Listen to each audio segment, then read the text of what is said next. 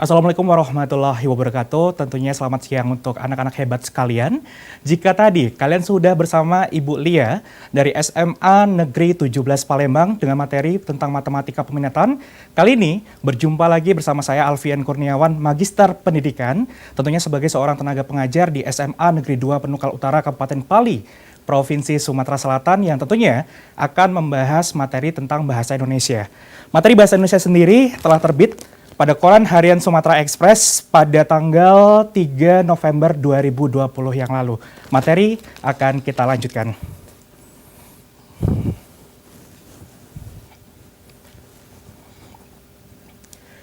Baiklah, anak-anak hebat sekalian, jangan lupa untuk selalu berdoa dan dipastikan juga untuk mempersiapkan alat tulis dan lain sebagainya agar konteks pembelajaran kita berjalan dengan sebaik-baiknya.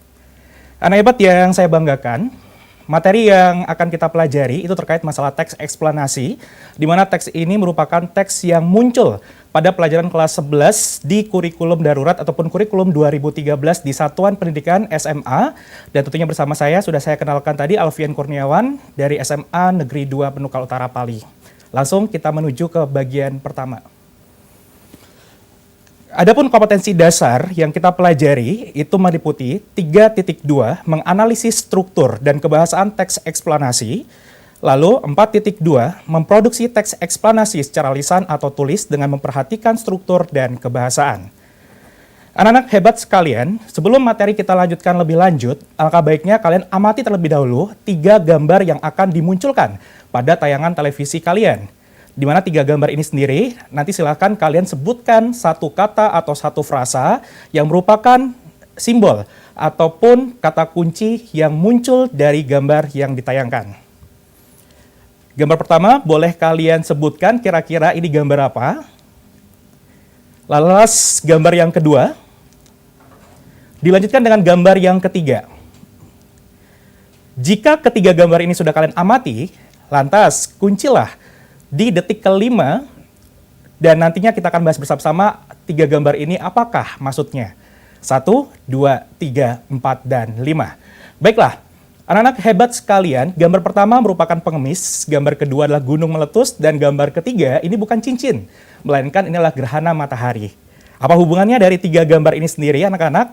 Nah, jika kalian sudah mengamati 3 gambar tersebut, maka perhatikanlah, adakah suatu pertanyaan yang muncul? Atau mungkin di dalam benak kalian muncul sebuah pertanyaan, mengapa 3 hal itu bisa terjadi? Mengapa gerhana bisa terjadi? Mengapa gunung bisa meletus? Mengapa bisa ada yang namanya pengemis di dalam dunia kita ini? Lalu bagaimanakah proses ataupun juga sebab akibat dari 3 hal ini sendiri tentunya? Untuk mengetahui jawabannya, tentunya kita membutuhkan sebuah tulisan atau teks, di mana teks ini nantinya akan memberikan paparan lebih lanjut. Teks tersebut adalah teks eksplanasi. Pertanyaan muncul lagi di benak kita bersama. Apa itu teks eksplanasi? 3 kata kunci akan dibagikan. Yang pertama, tulisan. Yang kedua adalah menjelaskan. Yang ketiga adalah fenomena.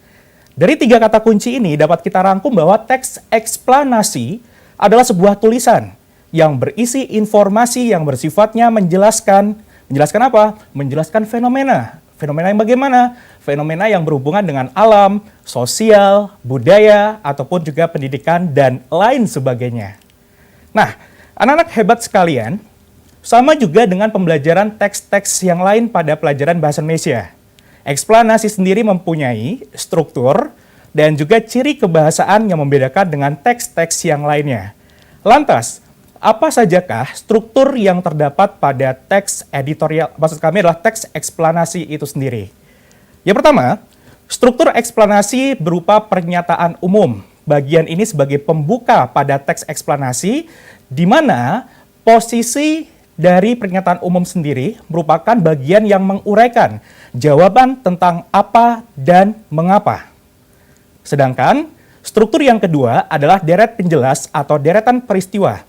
Bagian ini akan dijelaskan terkait cara, proses, ataupun juga hal-hal yang berhubungan dengan jawaban pertanyaan mengapa dan bagaimana. Sedangkan bagian terakhir atau struktur terakhir pada teks eksplanasi itu berupa interpretasi atau bisa juga berupa ulasan.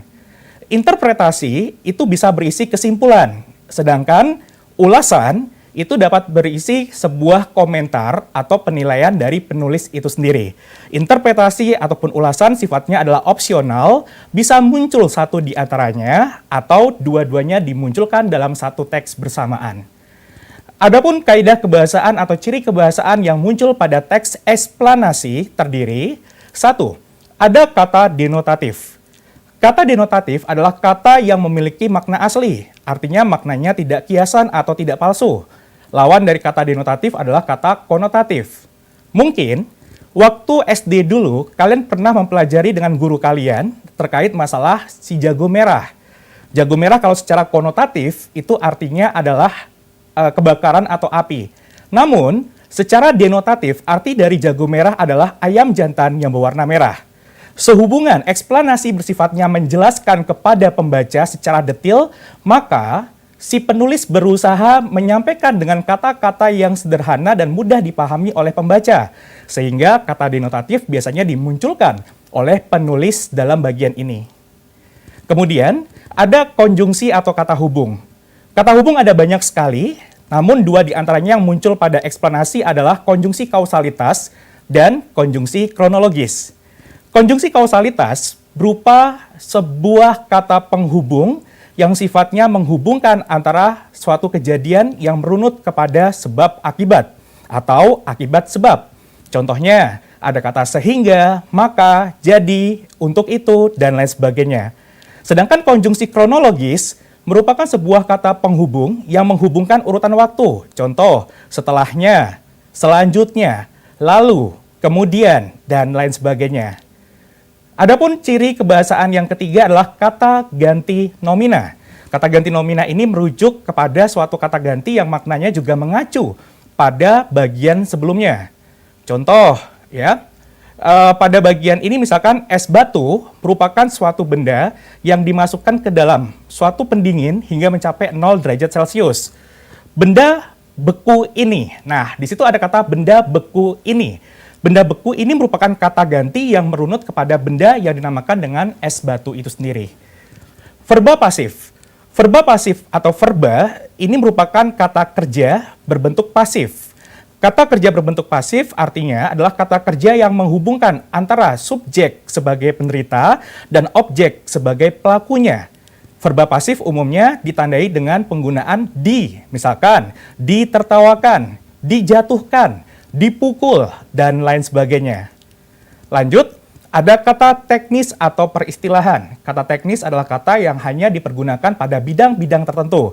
Misalkan, orang-orang sastra, mereka mengenalkan kata-kata teknis seperti istilah kata ekstrinsik, intrinsik, novel, ya, tetralogi, dan lain sebagainya. Demikian juga orang ekonomi, orang agama, dan juga orang hukum pasti memiliki istilah teknis tersendiri yang dipunyai pada bidang mereka masing-masing. Untuk pelajar hebat Sumatera Selatan, sebelum kita lanjutkan lagi ke bagian selanjutnya, untuk diingatkan lagi untuk kalian apabila ada pertanyaan, boleh langsung untuk menghubungi di 0711 380022. Kita coba lanjutkan kepada bagian analisis teks. Di analisis teks, di sini ada judul gerhana matahari. Pada paragraf ke-1 berbunyi, gerhana matahari merupakan fenomena alam ketika matahari tidak menampakkan diri pada siang hari. Hal ini terjadi karena posisi matahari, bulan, dan bumi berada dalam satu bidang lurus. Pada paragraf pertama, ini tergolong kepada struktur pernyataan umum. Kita sudah ketahui pernyataan umum merupakan bagian pembuka eksplanasi yang merupakan jawaban dari apa dan mengapa. Kalau kita tanyakan, apa yang dibicarakan? Gerhana matahari. Apa itu gerhana matahari? Gerhana matahari merupakan fenomena. Ya. Lalu, mengapa gerhana matahari terjadi? Hal ini terjadi karena posisi matahari, bulan, dan bumi berada dalam satu bidang lurus. Maka inilah yang disebut dengan struktur pernyataan umum. Sedangkan deretan penjelas atau peristiwa terdapat pada paragraf kedua dan ketiga. Di sini tidak kita bacakan secara menyeluruh, namun hanya paragraf kedua saja yang kita baca. Awalnya, bumi dikelilingi bulan yang sedang melakukan rotasi dan revolusi. Perpindahan bulan ini secara kebetulan mengarahkan bulan berada di tengah matahari dan bumi. Lalu, Keberadaan satelit alami ini menghalangi pancaran sinar matahari ke bumi, sehingga di sebagian wilayah bumi akan menjadi gelap pada siang hari. Kita cermati, deretan peristiwa ataupun juga penjelas ini berisi pertanyaan ataupun jawaban yang merupakan suatu hal yang muncul dari pertanyaan mengapa dan bagaimana. Dan biasanya paragraf ini berisi tentang proses dan juga hubungan sebab akibat. Di mana sebab akibatnya? Sebab akibatnya itu ada di lalu keberadaan satelit alami ini menghalangi pancaran sinar matahari ke bumi sehingga di sebagian wilayah bumi akan menjadi gelap pada siang hari. Kemudian paragraf kedua pun berbicara masalah proses. Sedangkan bagian terakhir ini dinamakan dengan interpretasi dan juga ada ulasannya di sini. Apa itu interpretasi? Interpretasi adalah kesimpulannya. Jadi kesimpulannya di sini ada kata kunci ya, dan kemudian ada juga ulasan atau reviewnya. Reviewnya pada kalimat terakhir. Meskipun fenomena langka ini dapat dijelaskan secara ilmiah, namun ini bukti kebesaran Sang Pencipta yang wajib kita imani. Seluruh pelajar hebat sekalian, kita akan lanjut kepada materi selanjutnya. Namun sebelum kita lanjut pada materi selanjutnya, alangkah baiknya kita perhatikan dan kita simak pesan-pesan berikut ini. Jangan kemana-mana, tetap di kelas online PAL TV, memang punya kita.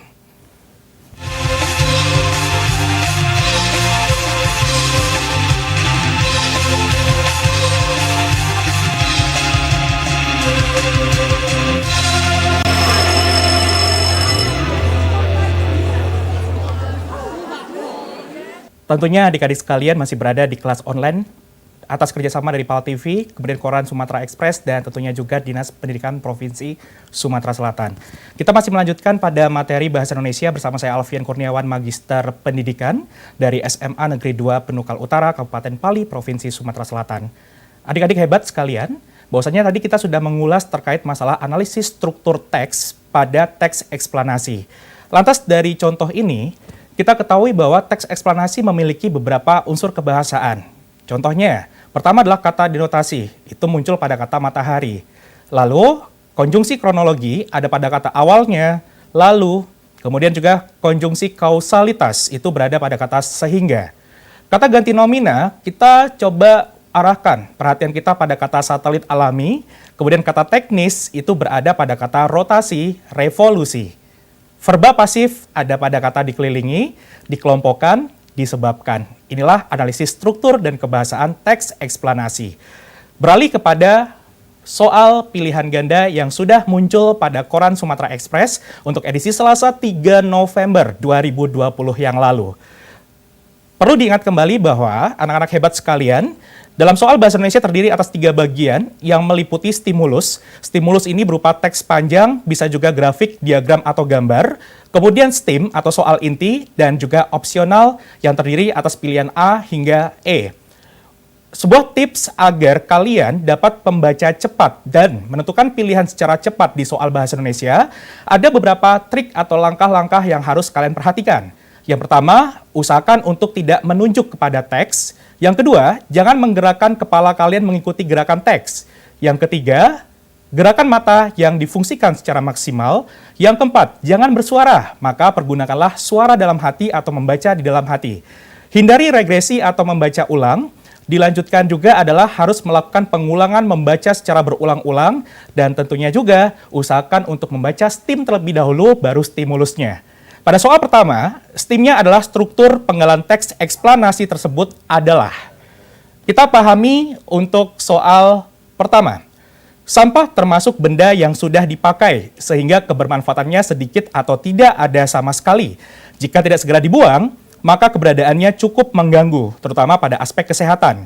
Jika diklasifikasikan, sampah terbagi menjadi 2, yaitu organik dan non-organik. Apakah jawabannya? Apakah A, kesimpulan, B, interpretasi, C, argumentasi, D, deret penjelas, atau E, pernyataan umum? 5 detik dari sekarang untuk berpikir dan menentukan jawabannya. 5, 4, 3, 2, 1. Jawaban dikunci. Jika kita cermati, di sini ada kata kopula atau kata definisi, sampah termasuk benda. Berarti paragraf ini sudah dibuka dengan jawaban dari pertanyaan apa? Maka pada bagian pertama ini, jawabannya adalah pernyataan umum di pilihan E. Pada soal yang kedua, Struktur teks eksplanasi tersebut adalah, kita masih berbicara masalah strukturnya. Fenomena fata morgana dapat terjadi karena adanya pembiasan cahaya yang menyebabkan terjadinya ilusi optik. Umumnya, fata morgana ini terjadi di wilayah yang luas dengan cuaca sangat panas seperti di gurun. Fata morgana hanya akan terlihat pada jarak yang jauh dari posisi kita berada saat itu, karena bentuk struktur bumi yang bulat sesuai dengan konsep geografi. 5 detik dari sekarang untuk menentukan jawaban yang tepat. 5, 4, 3, 2, 1. Anak-anak hebat sekalian, perlu diingat bahwasannya struktur dalam eksplanasi itu adalah pernyataan umum, deretan penjelas atau peristiwa, ditutup dengan suatu interpretasi ataupun juga ulasan. Maka jawaban C dan D tidak dapat kita lanjutkan. A, B, atau E kah jawaban yang akan dipilih sebagai jawaban yang tepat? Kita ketahui bahwa pada soal nomor 2 ini berbicara masalah proses. Maka otomatis proses ini berhubungan dengan jawaban bagaimana. Untuk itu jawaban dari soal nomor 2 ini adalah deretan penjelas atau B. Soal ketiga. Kalimat ke-6 dari penggalan teks eksplanasi tersebut mengandung kebahasaan berupa titik-titik. Apakah A. konjungsi kronologis, B. konjungsi kausalitas, C. kata ganti benda, D. verba pasif, atau E. kata ilmiah. Kita langsung melompat kepada kalimat nomor 6. Di kalimat nomor 6 berbunyi tidak dapat disimpulkan bahwa semua pengamen berasal dari kalangan bawah. Jawaban 5, 4, 3, 2, 1. Kita kunci, dan yang menjawab dengan jawaban D itu tepat, karena di situ ada kata disimpulkan. Anak-anak Sumatera Selatan yang berbahagia, tentunya untuk kalian yang ingin bertanya atau ada suatu permasalahan terkait pelajaran bahasa Indonesia, silakan langsung menghubungi kontak person kita ataupun juga nomor telepon interaktif kita di 0711 380022. Kita lanjutkan pada pembahasan soal analisis, maksud kami adalah soal asesmen kompetensi minimum atau AKM. Anak hebat Sumatera Selatan, perlu diketahui bahwa tahun ini untuk ujian nasional itu akan dibekukan dan akan diganti dengan AKM. AKM sendiri nanti akan dibagi ke dalam 2 macam, ada AKM literasi yang berhubungan dengan bacaan, dan yang kedua adalah AKM numerik yang berhubungan dengan angka-angka. Kali ini pelajaran bahasa Indonesia kita akan kita tujukan kepada AKM literasi itu sendiri. Bagaimana bentuknya? Perhatikan baik-baik penjelasan berikut ini.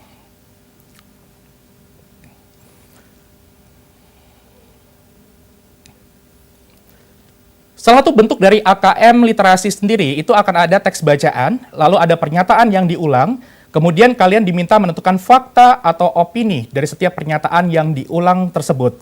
Kita pahami baik-baik karena ini harus kita baca. Ya. Kita lihat di pernyataan pertama, meski jarang terjadi pada seseorang, namun penyakit mental ini membuat penderitanya terganggu secara emosional sehingga malu untuk mencari pengobatan. Apakah ini fakta atau opini? Jawabannya adalah fakta.